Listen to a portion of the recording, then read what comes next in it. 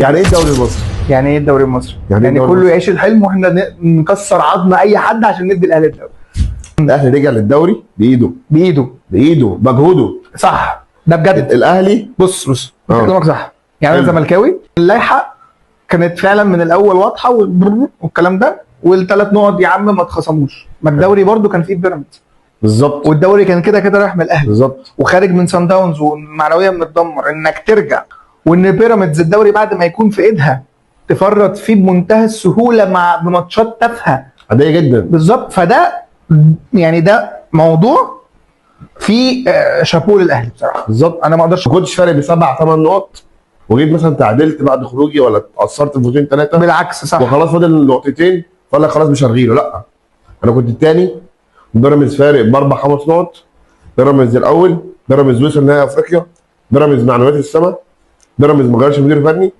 لكن انا طلعت حاله احباط. الاهلي متعود يوصل على الفاينل افريقيا اخر 5 سنين غالبا او اكتر كمان. الاهلي على طول في نهائي افريقيا. حصل اخفاق، غيرت مدير فني، جبت مدير فني جديد، كملت، كسبت ماتشاتك، عديت بيراميدز. بس بيراميدز ضيع الدوري.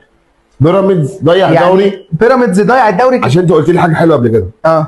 حط في دماغه شبح الاهلي. شبه الاهلي. بالظبط. الاهلي فعلا بعبع من قبل ماتش الاهلي، من قبل ماتش بيراميدز والبنك الاهلي، كنا قاعدين مع بعض بنتكلم وقلت له بيراميدز هيخسر علشان بيراميدز دلوقتي شايف ان ايه ده الاهلي يا نهار اسود نزل خد رباعيه ايه عنب. ما صدقش حتى لما جاب 2-2 ما صدقش. في حين ان نفس البنك الاهلي ده كان ممكن يكسبك وما عرفش، وحتى يتعادل ما عرفش. هي دي فرق فعلا شخصيه، يعني فعلا بتفرق في شخصيه الفرقه. لكن انا عندي تعديل عايز اقوله، ان بيراميدز ضيع الدوري والاهلي استغل ده، مش العكس. يعني مش الاهلي عرف يجيب الدوري. الكلام ده كان يبقى صح. الكلام ده كان يبقى صح لو انتوا كنتوا متساويين في النقط. لا اقول لك، ما هو برضه الاهلي كان ممكن يتعادل. ايوه ما بقول لك، والاهلي استغل ده. الاهلي عرف يستغل اللي بيراميدز ضيعه. وكمان فوز الاهلي كمل الضغط على بيراميدز. طبعا. يعني ان الاهلي فضل يكسب ماتش الثاني الثالث في اخر كام مباراه ثم الضغط على بيراميدز.